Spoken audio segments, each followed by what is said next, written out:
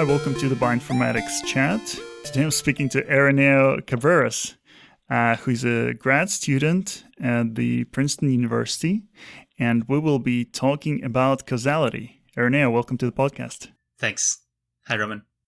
I think most people have an intuitive understanding of what causality means, but I don't know how reliable that intuitive understanding is, and famously very smart people like Carl Pearson got it wrong. Give us some explanation or maybe intuition for what causality is and how we treat it in the 21st century.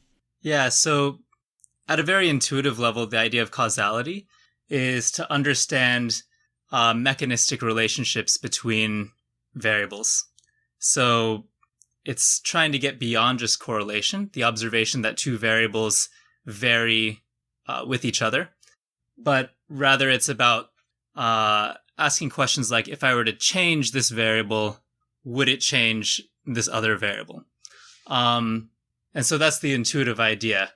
Of course, that's all just words, right? And it's hard to sort of approach a really intuitive, vague idea like that with mathematics when you have just words. Why is it like, of course, we all heard that correlation does not imply causation, but it is often hard to keep that in mind, right? If we analyze some data and we see that, people who smoke get cancer, or people who keep a certain diet, they lose weight, for example, what we often say is that, X is associated with Y, which is like the default word scientists use these days. Just X is associated with Y. But of course, intuitively, we it's very hard not to draw a causal connection between them, right? It's very hard because this association or correlation is such an abstract thing that whenever we hear association, like the only way we can picture it is by drawing this causal arrow from X to Y or from Y to X, whatever is more intuitive for us. Can you remind us why this doesn't work? Yeah, I guess the easiest, so whenever anybody talks about causality, maybe the first thing that they say is what causality isn't. And maybe the most memorable catchphrase is that correlation does not imply causation. And I think the best way to sort of nail that in your mind is just through kind of intuitive examples. So to give an example of why correlation doesn't imply causation, there's a correlation between Dorito consumption and life expectancy. And this is a pretty solid correlation, but it's not the case that Dorito consumption actually causes you to live longer. In fact, most people believe that Doritos are pretty unhealthy things to eat. The thing that makes it correlated with life expectancy is simply that Doritos are consumed in more affluent, developed countries, which the people are better off. They have better healthcare. They have better diets on average. And so there's this spurious correlation.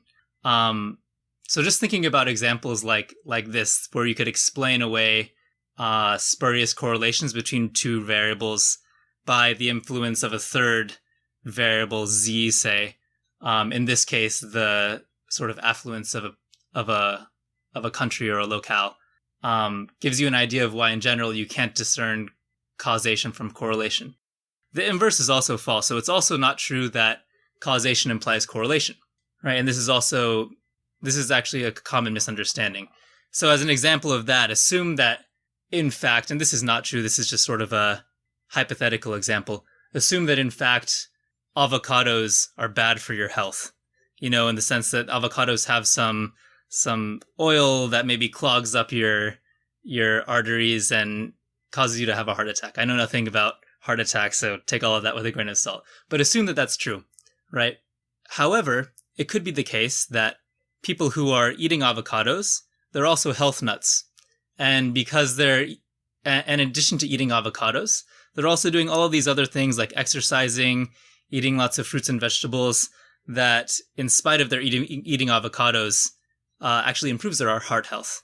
So it could be the case that in this observed population, there's absolutely no correlation between avocado consumption and heart disease. although there is an actual causal relationship between avocados and heart disease. So neither implication is true. It's not true that correlation implies causation. It's not true that causation implies correlation. They're in fact two pretty separate notions. And it's important to realize that they're separate because often the goals of your analysis are for a causal purpose or for a non-causal purpose. That's a great example with avocados. I'm glad you brought that up, because if in one direction we are all accustomed to the fact that correlation does not imply causation, and so if you try to publish a paper where you say, well, like X is associated with Y, therefore, X causes Y, then hopefully you'll get some pushback from the reviewers. But if you claim the opposite, right, like we found no link and therefore... Or we found no association, therefore there's no causation, for instance. Yeah. And I think it's very hard to push back on that. And then there's the question, like, if this doesn't work, then how are you supposed to establish the absence of causation? Because if the presence of causation can be established experimentally, you just change one thing and observe the other thing. The absence of causation could be that, well, maybe it doesn't cause under this environment, but under another environment, it may be causal or something like that. Yeah, the absence of causation is definitely a more difficult thing to prove than causation itself in certain circumstances, like the experimental setting you're describing, or if you are able to do a randomized experiment. Do you have any practical advice? How should people go about establishing causation or the absence of causation? Of course, under many circumstances, the ideal is a randomized trial. And even there, you have to be careful about what you randomize, how you randomize, what you control for.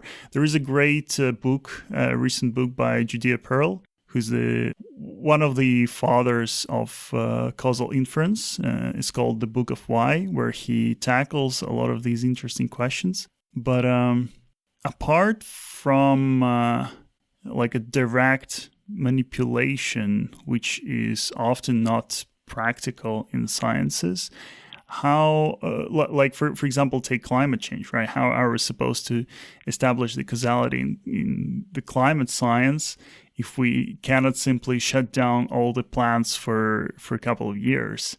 What do we do then? Yeah, so there are people all across the spectrum in terms of how optimistic they are about getting at causal relationships from observable data alone. And Judea Pearl is probably on one side of that spectrum where he thinks it's totally possible. You have to assume some things about the underlying model, but then often we can convince ourselves that those assumptions are right and then apply his machinery. So he's on one side of the spectrum. And to elaborate a little bit so that people understand, so Judea Pearl's position is that there are certain causal assumptions that you can make, specifically which things are sort of not causing each other. The primitive there is not causality, but the absence of causality. And if you know that certain things do not affect other things and they're sort of conditionally independent, then you can build these models that can tell you something about the world. But these causal assumptions, they're not, well, they can be refuted, right? So they can be tested in some sense. Some of them can and some of them can't. So some of the causal assumptions you can test if there's these conditional independence relationships that are required for you to make your causal statement. And those conditional independence statements have to do with observed random variables. And so while testing for independence is actually a very hard thing to do in general, in theory, you could test for independence relationships between observable variables. However, there's also assumptions about that are kind of things that you have to take on faith, that you can't actually test beforehand. One of the most notable ones to me is that the model itself is arranged as a directed acyclic graph. So there are a lot of situations in which you might not assume that there are no cycles in your causal graph. For instance, if there's feedback between variables, A causes B causes C, and then C also in turn influences A, causes A. These kinds of things are not allowed in the sort of classical directed acyclic graph setup. And then there are also other more technical assumptions that are sort of fundamentally not testable. In defense of DAGs, though, like in some scenarios, like you said, what are you going to do? You can't randomize. You can't randomize a lot of variables. For instance, in smoking and lung cancer, you can't randomize smoking. That's just unethical, right? And so what else are you going to do? You make these assumptions that you can't really test, and then on the faith that they're true, you can make these causal claims. So there's that one end of the spectrum, which is of the opinion that you can make causal relationships from observed data. Well, with smoking, what you could do, what could be ethical, is that, of course, you cannot force people to smoke, but you can approach some people who already smoke and like try to persuade them to quit smoking. And that would be your randomization. Wouldn't be perfect. So this will be more like an instrumental variable or something. Yeah, exactly. So essentially, I'm more of the mindset that in order to do causal inference, you need some form of randomization. That can be a form of experimental randomization where you're actually able to randomize something. For example, in your example, you can't just flip a coin and force somebody to smoke or force somebody not to smoke. But perhaps you can flip a coin and either encourage somebody to quit smoking if it lands heads, or not intervene at all if it lands tails. That's one form of randomization, which, again, these instrumental variable models require some additional assumptions to be able to make the final causal inference that you're interested in, which is the relationship between smoking and lung cancer, not the relationship between suggesting to smoke and lung cancer. But at least there's some form of randomization. And then there are other sort of forms of randomizations that are not experimental, but occur in nature. So there's one notable example, which is often misused, but which is a good example nonetheless, is that genes have a source of randomization in that at the time of gamete formation, there's these meiotic processes of segregation and recombination that are a source of randomization that comes before any sort of variable that you're interested in down the road. Now, that's not to say that you can apply this idea directly to this case, right? There's a lot of caveats, but and it's actually something that I'm interested in studying myself. Like, when can you use natural sources of genetic variation to get at causal inferences? But the point is that sometimes you can use natural sources of randomization. Another sort of natural source of randomization that people often use is temperature. Like in a given locale, say you're wanting to study the effect of X on Y. You can't randomize X, but temperature is sort of fluctuating randomly on any given day. It's up a degree here, it's down a degree here. And you expect that randomization is happening independent of everything else. So you can use temperature sometimes as an instrument for getting at the relationship between X and Y. So sometimes there are sources of natural randomization that you can use. Ideally, you have experimental forms of randomization. And aside from that, there's some things that you have to take on faith if you want to get at causal inference from observational studies. And you mentioned something curious, that the Mendelian randomization is often misused. Do you have any bad examples of that? Yeah, so the most naive approach that you could take is that, yes, there's this meiotic process that happens. Say you want to understand which genes are influencing height, for instance.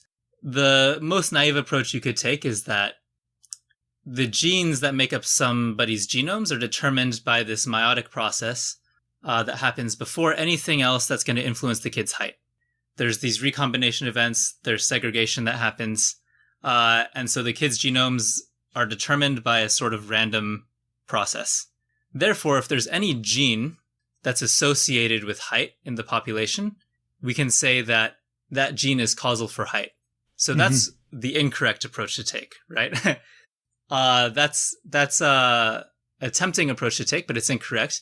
And it's incorrect because the population of people that you're going to eventually be studying, these kids, they come from a structured population.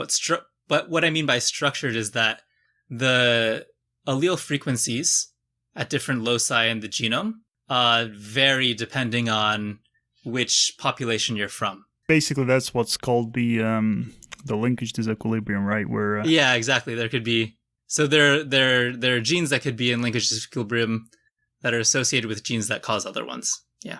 And so I take it that you're not a fan of the directed acyclic graph models for causality. So what is the alternative to directed acyclic graphs? It's not that I'm not a fan of the directed acyclic graph model in and of itself. And like I said, in some cases, the basic point of directed acyclic graphs is to get a causality from observed data alone. And in some cases, you can't do anything about it. You're only going to be able to deal with the observed data. And so you do the best that you can. I would disagree. I would push back on that a bit, because even if you're doing some interventions, the directed acyclic graph actually tells you, for example, where you can intervene, where you cannot intervene. So if you are not able to intervene directly at the node whose causality you're trying to establish, the model will tell you, okay, if you intervene here, that will still give you the data to infer causality. But if you intervene here, that will actually be wrong, because if there was a causality by intervening here, you will destroy that. You'll interfere with that.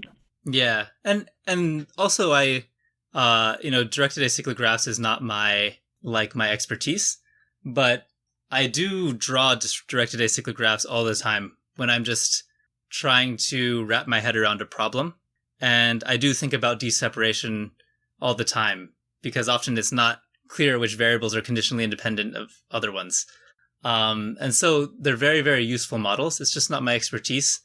And some of the things that are done with those models, that in particular getting at causal effects from observational data alone, require some assumptions that, I'm often not comfortable making. Okay. Yeah. Right. So what was the alternative? So the alternative is a pretty pessimistic view, I guess, is that, and it's not a popular one, which is that often you can't get a causality from observational data alone. There's sort of two distinct things. There's a model. There's different frameworks for causality. There's the potential outcomes framework of causality, and there's directed acyclic graph model of causality. And these two models are actually in some sense equivalent. Mm-hmm. And then so that's one thing. On the one hand, you have a model, and on the other hand, you have the goals of your analysis, right? And the two camps are randomization and observational data. So both models can be used to understand either the experimental setting when you have randomization. As you said, you can use directed acyclic graphs to give you some intuition about what you can randomize in even a randomized setting. Or they can be used to get at causal inference from observational data. It just tends to be the case that the community of people who are using directed acyclic graphs tend to be more focused on getting at causality from observational data alone. It's not particularly the model per se. Mm-hmm. It's more to me what I am skeptical of is the goal of getting at causality from observational data alone. And I'm not saying that that's a bad goal. Sometimes you have to do it, but the assumptions are often very subtle, especially when there's no obvious form of natural randomization. And sometimes you have to take things on faith. And in your dichotomy of inferring from the observed data versus randomizing, where would the instrumental variables fall? And maybe you can explain a bit what those are. I guess they'd fall somewhere in the middle. An instrumental variable is basically what you're trying to do is understand a relationship between x and y, but you can't randomize x.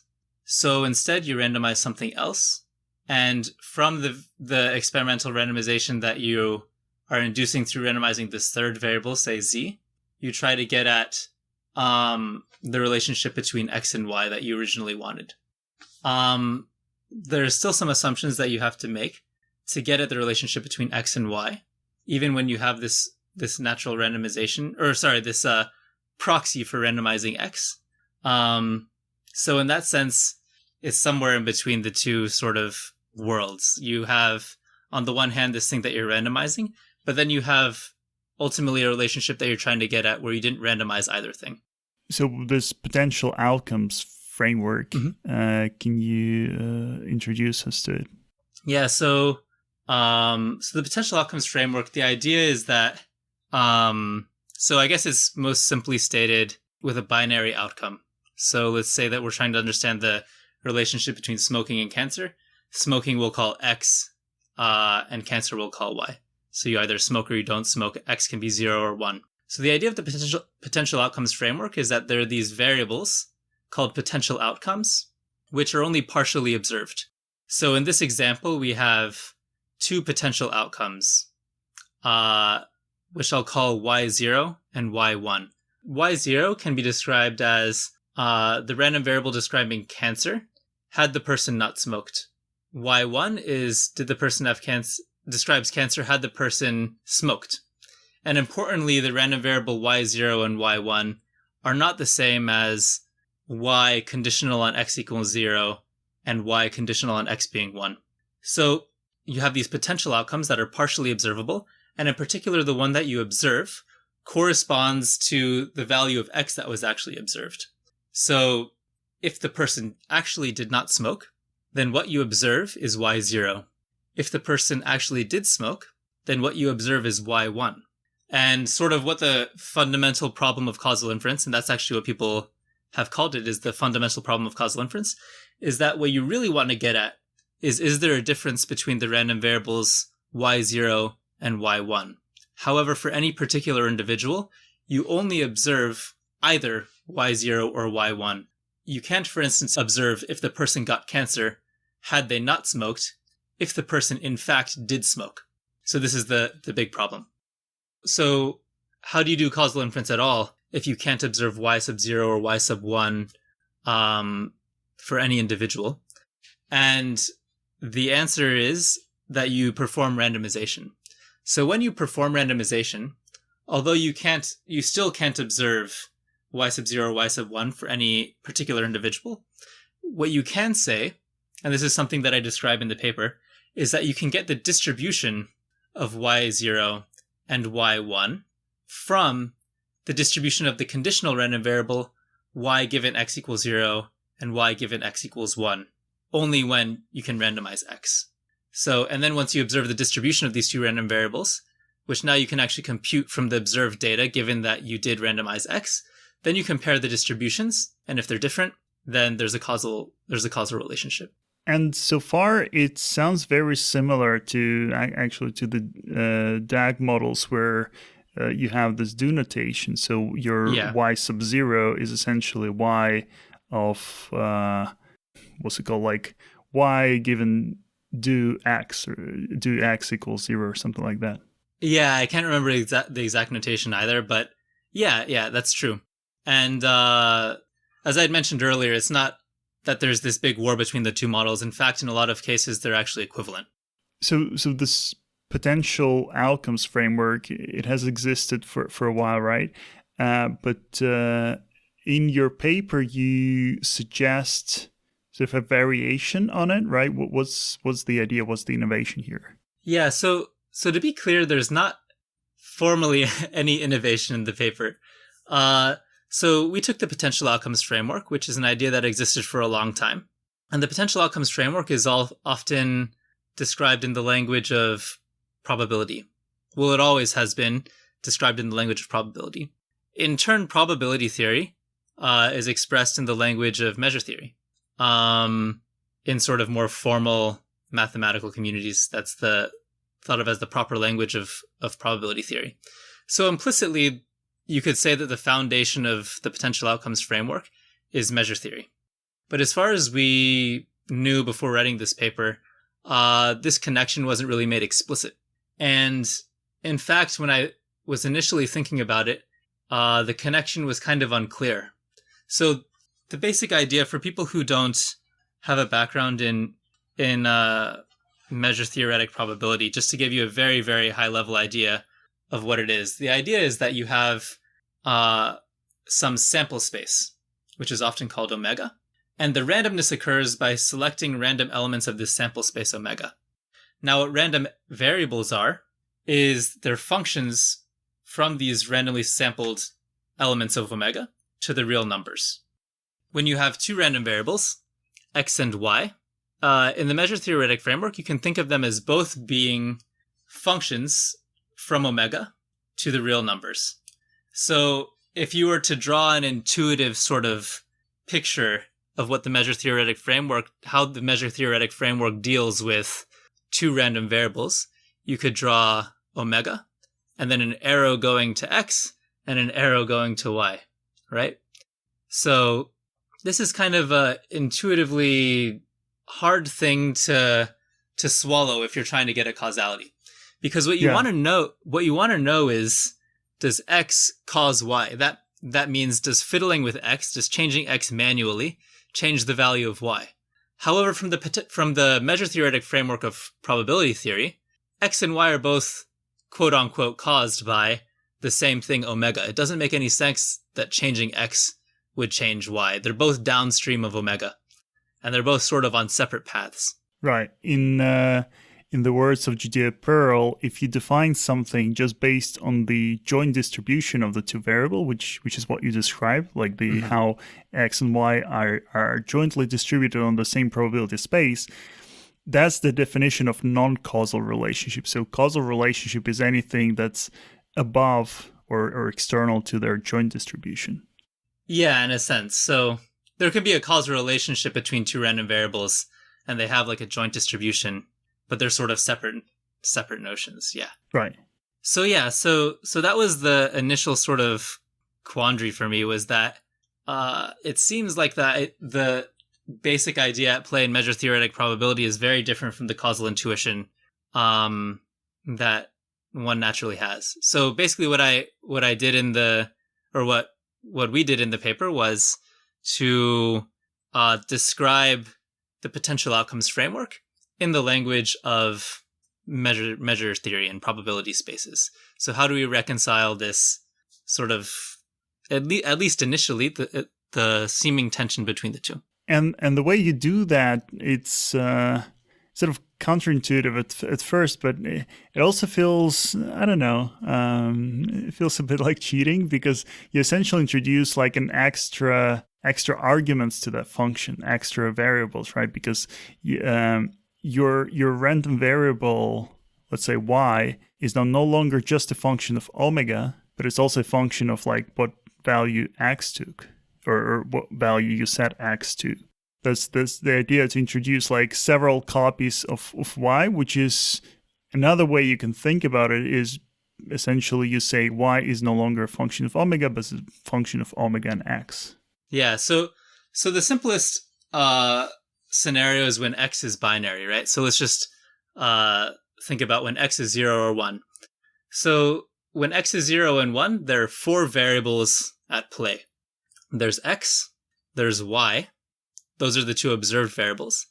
Then there's also y0 and y1. Those are the two potential outcome variables. So you have four variables all on a probability space, right? X, y0, and y1, you can just think of as regular random variables. In fact, they're all random variables. They're all regular, well-defined random variables, but x, y0, and y1, there's nothing very special about them at all. They're just random variables defined on the probability space. Y, however, is a function of x, y0, and y1, which is also a well-defined random variable. I mean, remember, if you have a random variable x and you have a random variable y, for instance, x times y is still a random variable, right? If you take functions of random variables, it's still a well-defined random variable. So the only sort of intuitive leap is that y is now a function of these three random variables. So in itself, it is a random variable, where y is equal to y sub 0 times the indicator that x is actually 0 plus y1 times the indicator that x is 1. And this is exactly what the potential outcomes framework is. This isn't an innovation on our end. It's just the contribution on our end is just to observe that all of these things are living on the same probability space. And so in the classical potential outcomes framework, do they not consider them as variables in the same probability space? How did they formalize that? Now, like modern sort of treatments of potential outcomes random variables, they're absolutely thinking of the potential outcome random variables as random variables. They just didn't, describe them on the probability space itself. The earliest sort of descriptions of potential outcome random variables didn't actually think of them as random variables. They thought of them as parameters. They thought of a collection of units, a collection of people, say, each of whom had a value y sub 0 and y sub 1, which was thought of as a fixed value. So you could think of this as a two-column table, right? Each person is a row, and each person has two values, y sub 0, y sub 1, and you observe exactly one of them. And what they initially described as, they had sort of two notions. One was an individual causal effect, and that was if the values on those two columns were different, then there was an individual causal effect. And then an average causal effect was the average of all of those differences. Initially, they didn't actually treat them as full-on random variables. They treated them as like fixed constants, which, formally are also random variables. They're just trivial ones. A random variable that takes omega to a single number is still a random variable. Right. So you mentioned a couple of times that the potential outcomes framework and the DAG framework, they're in some sense equivalent. So in what sense are they equivalent, and how would you convert between the two? So yeah, this isn't something that I was necessarily prepared to talk about, and I'm not going to give a super eloquent answer. However, the person who did this was Thomas Richardson, and he wrote about how the potential outcomes framework and the DAG frameworks could be in some sense equivalent. Of course, they're not exactly equivalent. They're models that you can express in potential outcomes that you can't express in DAGs. For instance, you can express feedback. You can express two random variables, x and y, for which x causes y and y causes x, right? That's a pretty natural thing to express in terms of potential outcomes. But DAGs... That will be prolonged in time, right? So like the present value of x affects the future value of y? Not necessarily. Even I mean, it's a little bit trippy, but in the potential outcomes framework, you could simply have y having two... So y and x could be binary. And then y has two potential outcomes, y sub 0 and y sub 1. X is causal for y, if y sub 0 is different from y sub 1. And then x could also have two potential outcomes, x sub 0 and x sub 1, corresponding to the two values that y can take. And then y is causal for x if x sub 0 and x sub 1 are different. Okay, I can sort of see how that might work. So like you have two switches and they're linked, and when you switch one of them, the other one automatically follows. Or another example that comes to mind is like in quantum entanglement, like when the two particles have the identical spin, but the spin is not known. It's random, but it's the same, but you cannot directly manipulate it. Anyway. Yeah. Oh, that's a great example, actually, yeah. So yeah, that's a natural thing to describe in potential outcomes, and formally in the DAG framework, that wouldn't be an allowable model. I should say, however, people, it's not news to the DAG community, right? People have thought about extending DAGs to allow cycles. I'm not entirely sure how far that has gone, but I know that that's an effort as well. Anything else you wanted to talk about in connection with the paper? Not really in the connection of the paper. I guess so there's this distinction between causality and correlation. But this distinction is actually important, right? Because depending on what your goals are, you might want to know something causal, or you might want to know something that just has to do with correlation or prediction. So for instance, if you are interested in the stock market, say, and you're trying to make money by predicting the stocks, you don't actually need to know which factors are causing the stock to go up or causing the stock to go down. If you did, that would be great. But even if you just know predictors of the stock going up or predictors of the stock going down, that's also very useful information for you. Likewise, in the genetic setting, if you're trying to make a screen or something, you're trying to predict whether or not somebody is at risk for some particular type of disease. Even if in your screen you involve some genes, some SNPs that aren't actually causing the disease, but in fact they're actually good predictors of you having the disease, and perhaps it's because they're proxies for you being a member of a particular community for which that disease is higher risk, then that's still useful information. Causal inference, on the other hand, is interested. What you might need causal inference for, on the other hand, is when you're trying to understand how something works. So if you want to understand how the disease itself works, you might want to know which genes are actually driving that disease so that you can design a drug that can target those genes, for instance. Or if you want to make an intervention, so say you want to make a policy, you want to legalize smoking, for instance. It won't get you very far just by claiming that smoking and lung cancer are correlated, because you actually want to claim that if you make people stop smoking, you're going to drive down the rates of lung cancer. So when you're trying to understand some sort of scientific question, or when you're trying to make an intervention, that's when you're really asking causal questions. Yeah. Yeah. I agree that just pure correlation or association sometimes makes sense, but it also seems to me that often it's a cop out, because if you cannot establish causation, well, you have to justify your work somehow, right? So you say, oh well, at least it can be used as a biomarker, but everyone understands that it would be much more useful to actually cure the disease rather than simply predict the disease. And that's what we're really after. But if you cannot do that, then you call it a biomarker and you justify it this way. Yeah, I could see that. I've never been in the position of making that pitch, but I could see that being. In general, do you think that the causal inference is underrated nowadays? Because I think you can take a whole undergraduate statistics course and maybe not hear the word causality even once, or maybe hear it just in the context of, correlation does not imply causation, but then the rest of the course is actually devoted to correlation and not a single word of how it infer causation. Yeah, that's a good point. I mean, on the one hand, I don't think I've ever seen a course at a university on causal inference, like specifically. In that sense, it's maybe a hole in the education. That being said, I think most people studying statistics will have a pretty solid idea of the difference between correlation and causation.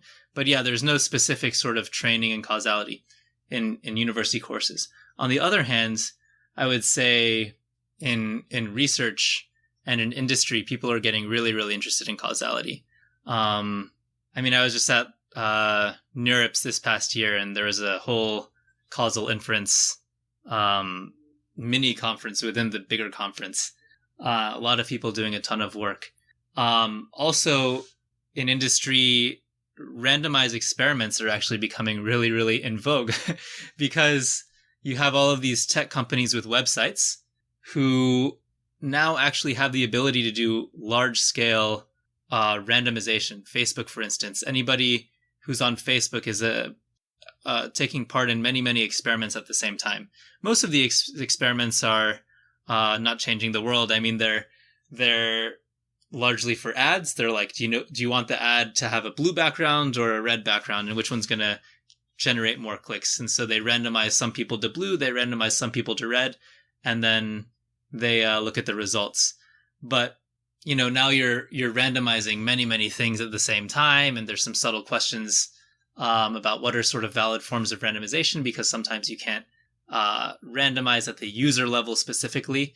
You might just be able to randomize a router or a IP address or something like that. So there are all of these questions about experimental design, which are about causal inference at the heart of it, happening in all of these sort of tech industries now that are doing massively paralleled randomized experiments on all of their users. So on the one hand, yeah, I think maybe university courses haven't caught up, but there's definitely, I would say, an acceleration of interest both in industry and in research in causal inference right now. Irineo, it was interesting to talk to you, and thanks for coming. Thanks a lot. It was great to talk to you, Roman.